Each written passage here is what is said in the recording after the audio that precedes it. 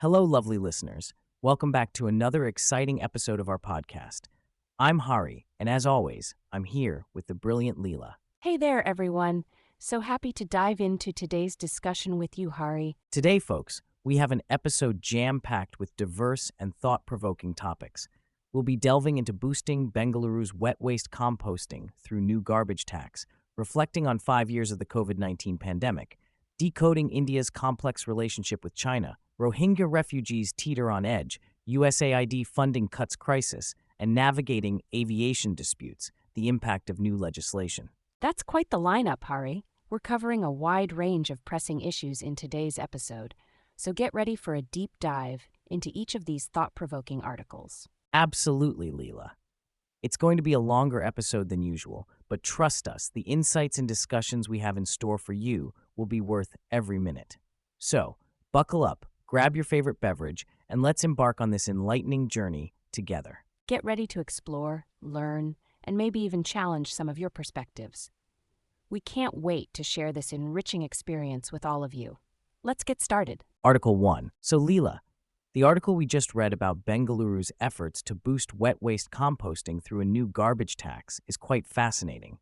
It seems like a step in the right direction for managing the city's solid waste more sustainably. Absolutely, Hari. Bengaluru has been grappling with massive amounts of solid waste daily, with a significant portion being wet waste that could be composted. It's great to see initiatives like composting in apartments and public-private partnerships showing success in handling this issue. Yes, those success stories are encouraging, but it's clear that there's still a long way to go, especially when looking at implementing composting on a citywide scale. I found it interesting that experts are recommending investments in compost bins for households and ward-level composting centers to make a real impact. It's crucial to involve citizens in these waste management strategies for them to be effective. Transparency in how waste is managed and citizens' active participation can lead to more sustainable practices. I believe citizen involvement is key to the success of such initiatives. Moving on to the current relevance and applications of this topic, it's evident that waste management is a pressing issue globally. Cities worldwide are struggling with the growing amount of waste generated daily. Implementing similar strategies like Bengaluru's new garbage tax could be beneficial in many urban areas. Absolutely, Hari. We've seen how innovative waste management solutions have been implemented in different parts of the world. For example, cities like San Francisco have achieved remarkable success in reducing landfill waste through comprehensive recycling and composting programs. These examples show the impact such initiatives can have on a city's sustainability efforts. The challenges and controversies surrounding waste management are also worth discussing. While initiatives like the garbage tax in Bengaluru can incentivize composting, there may be debates about the fairness of such taxes on citizens. It's essential to address these concerns and ensure that waste management policies are equitable for all residents. Additionally, the infrastructure needed for large-scale composting can be a challenge.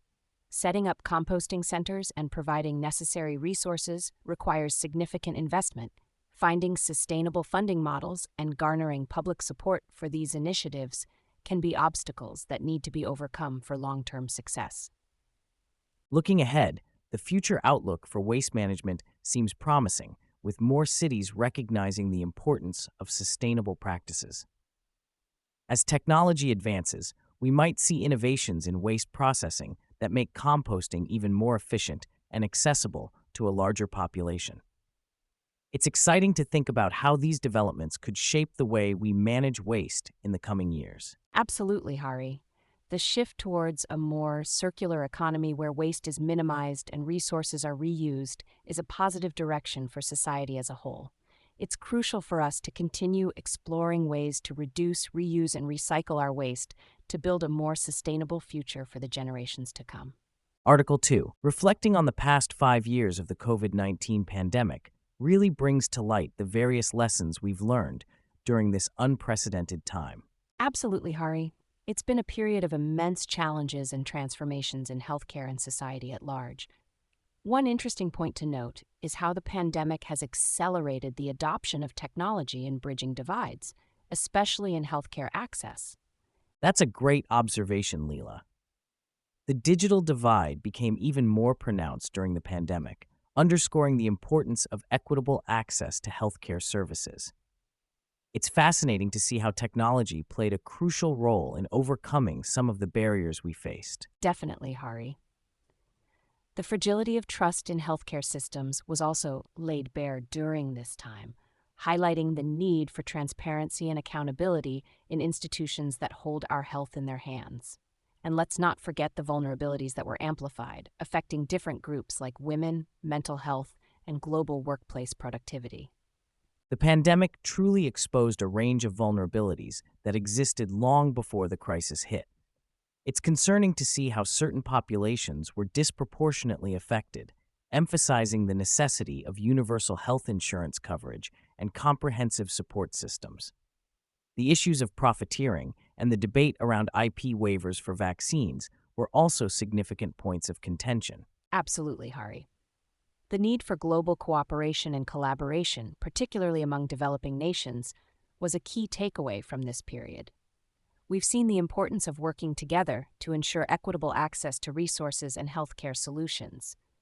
Despite the progress in health, innovation, and the economy, there's still much work to be done in building resilient and inclusive societies. Looking at the current relevance and applications of these learnings, we can see how they continue to shape our responses to ongoing challenges like new variants, vaccine distribution, and healthcare disparities. The lessons from the pandemic are crucial in guiding our actions moving forward. Definitely, Hari. The focus on trust, technology, and equity will likely remain at the forefront of healthcare discussions globally. It's essential to address the existing challenges and controversies, such as ensuring fair vaccine distribution, tackling misinformation, and promoting health equity for all. It's clear that there are no easy solutions to these complex issues, but by fostering open dialogue, advocating for policy changes, and prioritizing collaboration, we can work towards a more resilient and inclusive future for all. The pandemic has revealed both our vulnerabilities and strengths, offering us a unique opportunity to reshape our healthcare systems and societies for the better. Absolutely, Hari. As we look towards the future, it's crucial to harness the lessons learned during this challenging time to drive positive change and innovation. By embracing new technologies, prioritizing trust and transparency, and advocating for universal access to healthcare, we can build a more resilient and equitable world for generations to come. Article 3. So, Leela, the article we just read really delves into the intricate relationship between India and China. It seems like there's a lot going on in that region. Absolutely, Hari. The dynamics between these two countries have always been complex, but with China's evolving stance under Xi Jinping, things seem to be getting even more interesting. Yes, the article highlighted how recent border skirmishes have led to de-escalation efforts, but there's still a sense of caution about China's military advancements, especially in areas like AI and cyber capabilities. It's fascinating to see how technology is now playing a significant role in traditional border disputes. With China making strides in these fields, it definitely raises concerns for India and its security. And let's not forget China's efforts to build alliances in India's neighborhood, like with Bangladesh. This could potentially shift the balance of power in the region, impacting India's influence. Definitely, Hari. It's crucial for India to stay vigilant and prepared for any eventualities, especially given the potential shifts in global power dynamics involving not just China, but also the U.S. Moving on to the current relevance and applications of this topic, Leela, how do you think these evolving dynamics between India and China are playing out in today's world? Well, Hari, we've seen how these tensions have real-world implications, like the recent border clashes in the Ladakh region. It's a stark reminder of the volatility in the region and the need for diplomacy and strategic foresight. Absolutely, Leela. And let's not forget the economic aspect as well. Both India and China are major players in the global economy, so any disruptions in their relationship could have far-reaching consequences. And then there's the technological aspect. As both countries invest heavily in AI and cyber capabilities, there's a constant race to outpace each other, which adds another layer of complexity to their relationship. Shifting gears to the challenges and controversies surrounding this topic, Leela, what do you think are some of the key debates or obstacles that India faces in managing its relationship with China? One of the main challenges, Hari, is finding a balance between engaging with China economically while also standing firm on security issues. There's always a delicate tightrope walk between cooperation and competition. That's a great point, Leela. And then there's the question of how to navigate China's growing influence in India's neighborhood without compromising its own strategic interests. It's a tightrope walk indeed. Looking towards the future, Hari, do you think there's potential for any significant innovations or changes in the India-China relationship? It's hard to say, Leela, but with both countries vying for dominance in various fields, we could see more competition, but also opportunities for collaboration. It'll be interesting to see how things unfold in the coming years. Article 4. The situation with the Rohingya refugees in Cox's Bazar is truly heartbreaking. With over 1 million people facing starvation due to the abrupt halt in USAID funding, the consequences are dire. Absolutely, Hari. This crisis highlights the vulnerability of refugee populations and the critical role of humanitarian aid in saving lives.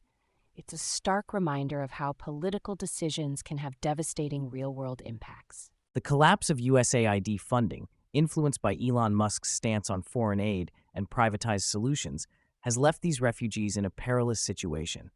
It's alarming how the withdrawal of U.S. aid not only affects the immediate humanitarian crisis, but also has broader geopolitical implications. It's concerning to see how the absence of U.S. support could potentially allow China to increase its influence in the region. The power dynamics at play here are not just about aid, but also about strategic positioning on the global stage. And with other nations unable to fill the gap left by the sudden withdrawal of U.S. aid, the situation becomes even more desperate. The lack of resources has led to drastic food ration cuts, exacerbating the suffering of the Rohingya refugees. This crisis raises important questions about global humanitarian values and the responsibilities of powerful nations. It challenges us to reflect on our moral obligations to help those in need, especially in the face of such immense human suffering. In today's world, where crises like these are unfortunately not uncommon, the relevance of this topic cannot be overstated. It's a wake-up call for us to consider the impact of political decisions on the most vulnerable populations around the world. Absolutely, Hari. It's crucial for us to understand how interconnected our world is and how actions taken in one part of the globe can have far-reaching consequences elsewhere. This crisis underscores the importance of international cooperation and solidarity in addressing humanitarian emergencies. At the same time, there are debates and challenges surrounding the best approaches to providing aid and assistance to refugee populations. Some argue for more privatized solutions, while others emphasize the need for continued government support. Finding a balance between efficiency and compassion is key here. While privatized solutions may offer innovation and agility, the role of governments in upholding humanitarian values and providing consistent aid cannot be underestimated. Looking ahead, it will be crucial to see how the international community responds to this crisis and similar situations in the future. Innovation in humanitarian aid, increased cooperation among nations, and a renewed commitment to upholding human dignity will be essential in shaping a more compassionate world. Absolutely, Hari. As individuals and as a society, we have a responsibility to ensure that the most vulnerable among us are not forgotten. Our actions today will determine the kind of world we leave for future generations. Article 5. So Leela, let's dive into this fascinating article about aviation disputes and the impact of new legislation. It seems like the Protection of Interests in Aircraft Objects Bill 2025 is making quite a stir in the aviation industry. Absolutely, Hari. This bill is a game changer for resolving disputes between airlines and lessors over high-value aviation assets. It's like they're bringing in the heavyweights to ensure smoother operations in the sky.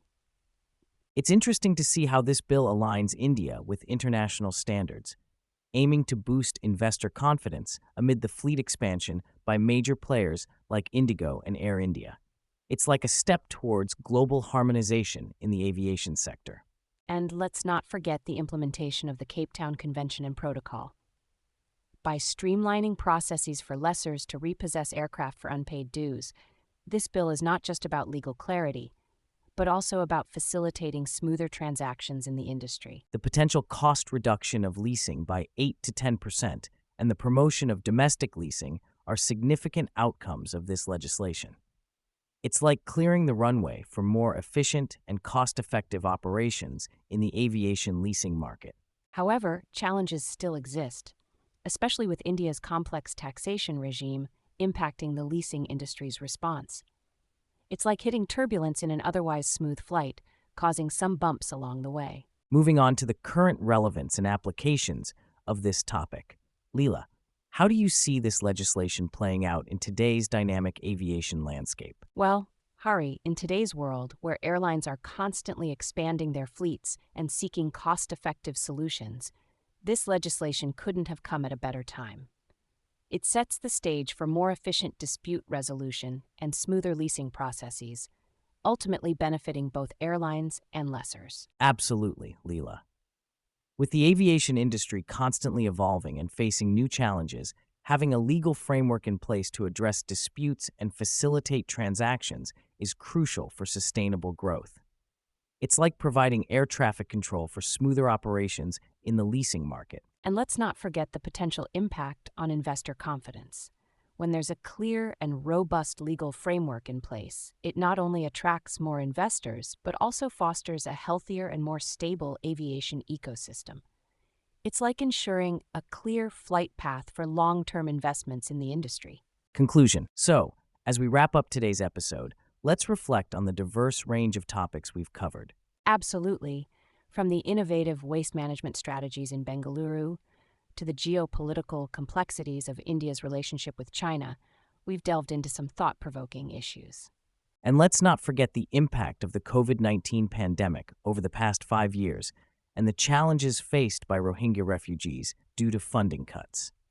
It's been a roller coaster of information, but it's crucial for us all to stay informed and engaged with these important issues. Whether it's reflecting on our own waste disposal habits or pondering the future of international relations, there's always something we can do to contribute positively.